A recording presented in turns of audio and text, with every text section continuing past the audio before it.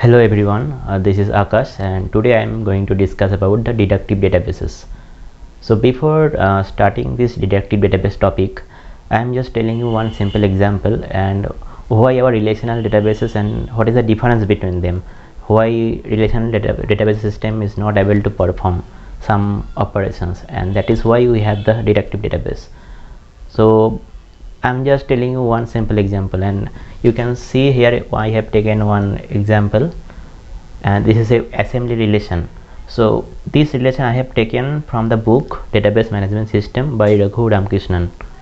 So you can see there is a relation, and this relation has three attributes: part, subpart and quantity.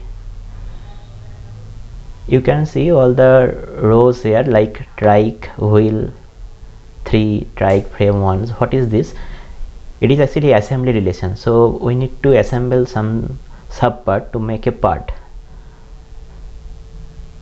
If you want to create a trike, you need wheel and frame.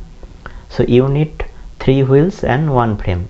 And if you want to make a frame, you need 1 seat and 1 pedal. And if you want to make a wheel, you need 1 spoke and 1 tire. And if you want to make a tire, you need 1 rim and 1 tube. Okay, so if I just represent this diagram into a tree structure like this, here you can see we have a trike, so we need 3 wheels and 1 frame to create a trike, and then we need 2 spoke and 1 tire to make a wheel, 2 spoke, 1 tire. Okay, and we need 1 rim, 1 tube. You can directly see from here, and like this way we have created this tree. So what is the use of this structure, and why our relational algebra will not be used to overcome this solution? So at first, if I just tell you a simple example, so if I need to create a trike, what are the components I need? So you will directly tell me I need 1 wheel and I need 1 frame. Okay, that's okay, and we have relational algebra for this. And if I tell you I need to create a tire, so what is the component I need? I need 1 rim and 1 tube. So you also can write a relational algebra for this.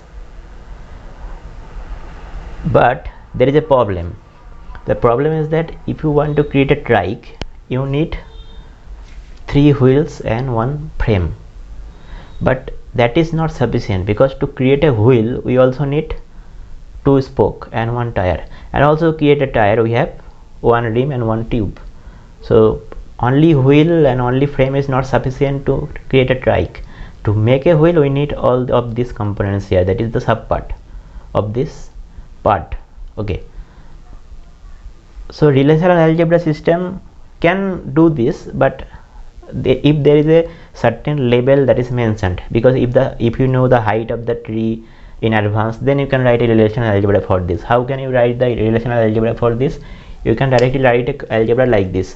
There is a assembly relation, so I am taking it as A. So what he will do, he will do a natural join with again the assembly relation, and what it will write, suppose I am taking it as a B, it is A, it is B, so you will write A dot subpart equals to B dot part. Okay, it will work, because if you have this relation and again you are writing this relation, and you will just write A dot subpart equals to B dot part.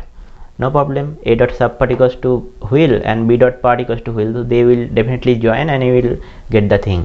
But the problem is that if you know the height in advance, that is okay. Then if you need just 1 level down, then you will just join 1 time. If you need 2 level down, again you will join this again another time.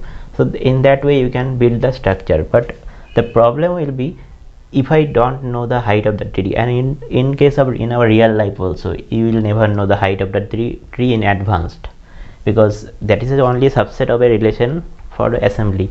But in real life scenarios, this type of structure you will never get. You will get a very lot of big structure like this and very large structure, so that structure will not be sufficient to build this type of relational algebra. So we can never create a relational algebra for this type of relations.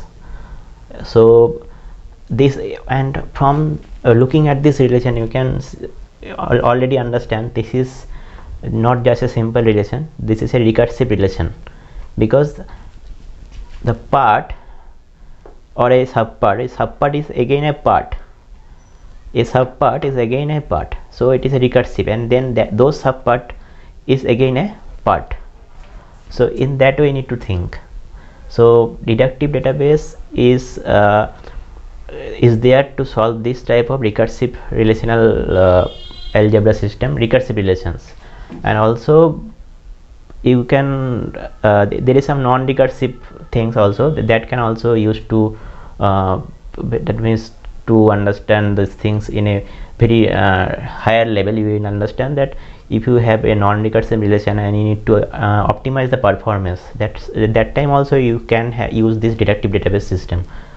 So in the next lecture I will tell you how to overcome this problem and how to write a recursive relation and how to write a data log, because data log will be used to solve this problem. Okay, because we will not have the relational algebra, so we will have just the data log. Okay, so thank you guys. So in the next lecture you will just see that how can I will be solving this problem. Okay.